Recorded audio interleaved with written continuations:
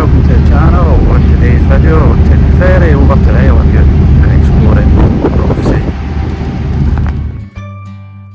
So we're starting our adventure in Weems Bay on the west coast of Scotland, which is not too far from Greenock.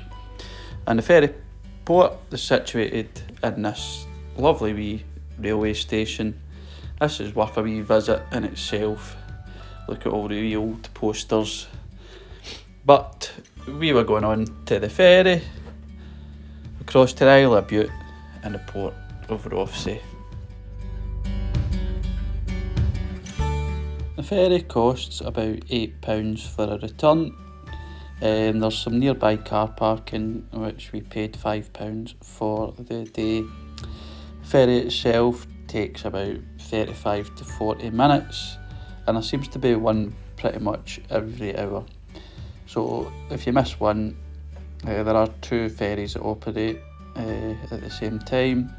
You get the MV Bute and the MV Argyll.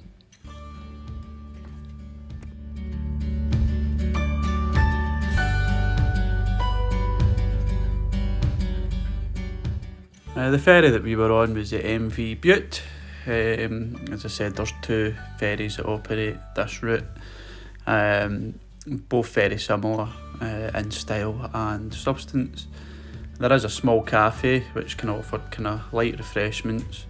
Unfortunately, no morning rolls on this trip, but we're still able to kind of enjoy the crossing.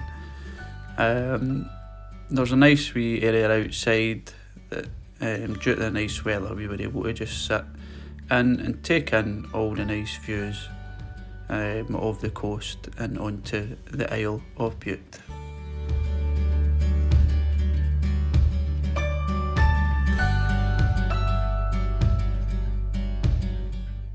Coming in from the ferry, you are led to these fantastic views into the harbour town of Rothesay, which is the main town on the Isle of Bute.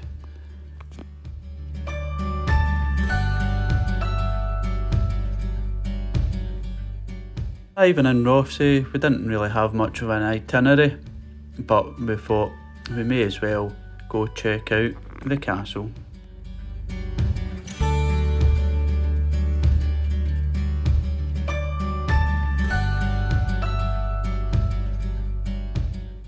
Our first stop was to visit Rothesay Castle. Now, Rothesay Castle is only a 5-minute walk from the ferry terminal, so it's hard not to miss this interesting structure. The castle itself has a curtain wall in a kind of circular kind of pattern. As you can see from above, we can see the kind of moat that goes around it as well.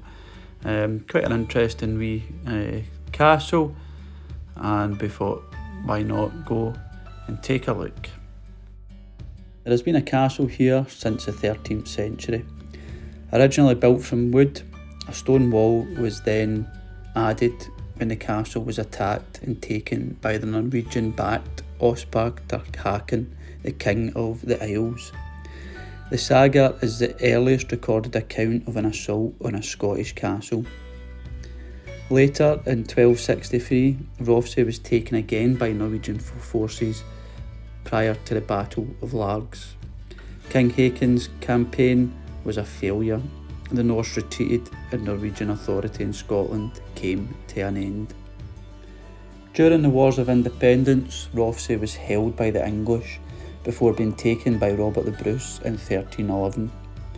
Taken back by the English in 1334, but then back in Scottish hands soon after. During the 16th century, Rothesay Castle was strengthened again to provide more modern accommodation for King James V. The castle fell to the Earl of Lennox, who acted for the English during the so-called Rough Wooing. Rothesay was garrisoned for the occupying forces of Oliver Cromwell, who invaded Scotland in the 1650s. Today the castle is looked after by Historic Environment Scotland. If you are a member, then you can get into this one for free. For us non-members, it was about £8.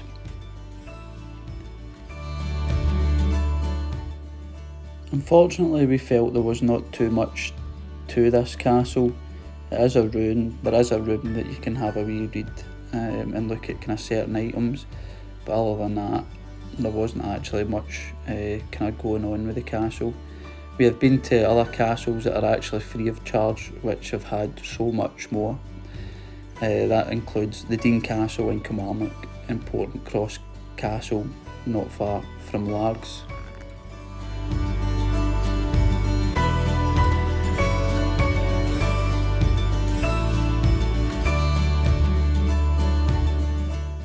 There's quite a cool wee bit to the castle where you can actually go down to one of the dungeons. This was a really tight squeeze, so for anyone that's a bit claustrophobic, I don't think it's one for you.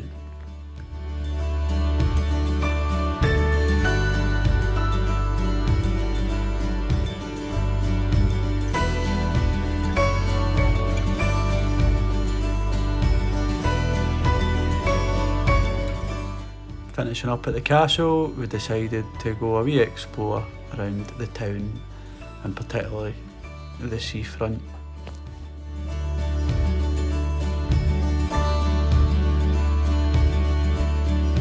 Here I am in the lowlands of Scotland. Walk through here.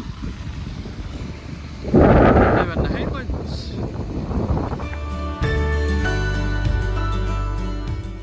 Rothesay is the main town on the Isle of Bute. During the Victorian era, it became a popular tourist destination. Glaswegians refer to this as going down the water.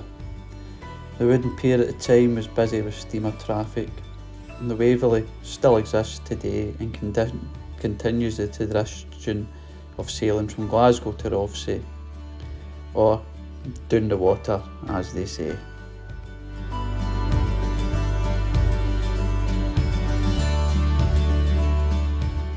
And yes, this only took one take.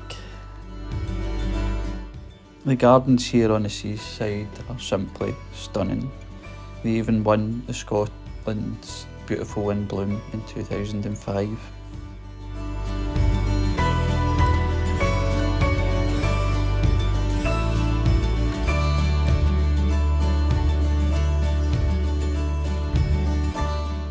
The Isle of Bute Discovery Centre is also situated just on the harbour side, not too far from the ferry. This is a nice building to visit. You know, there's a cinema and theatre inside. Holds lots of information about the Isle of Bute, but also has its own wee kind of museum dedicated to the Isle of Bute.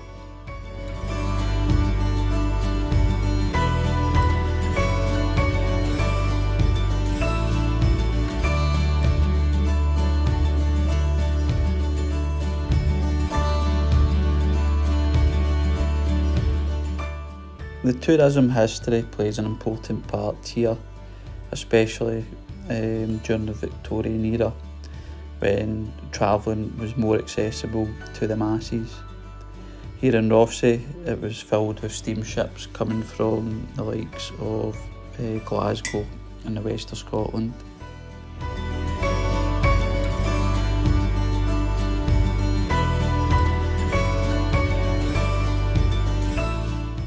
A must-see when visiting Rothesay is the Victorian toilets. Yes, I said it, visiting the toilets. These toilets are just something else. While waiting on the ferry home, we decided to take a wander round the marina. If you like boats, then definitely check this one out. There are lots of different kind of boat trips here as well that you can organise to go and see. This was a nice wee place that we could sit and relax before making our way home.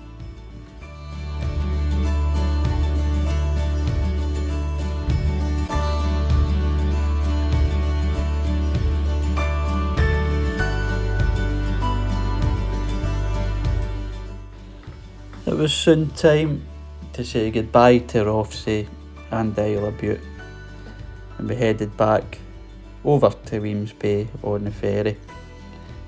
The ferry we got this time was the MV Argyle, which is basically the same as the MV Bute ferry.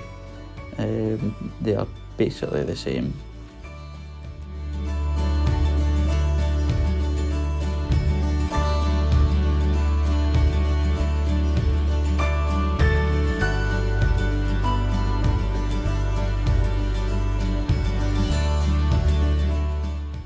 Another place ticked off the list. We definitely enjoyed Rothesay. However, the next time we go, we will be exploring more of the Isle of Bute. For more travelling videos, remember to stay tuned into the channel. Got lots of places still to tick off our list. Thanks everybody for tuning in to our adventures so far, and hope that you'll follow the rest of our journey.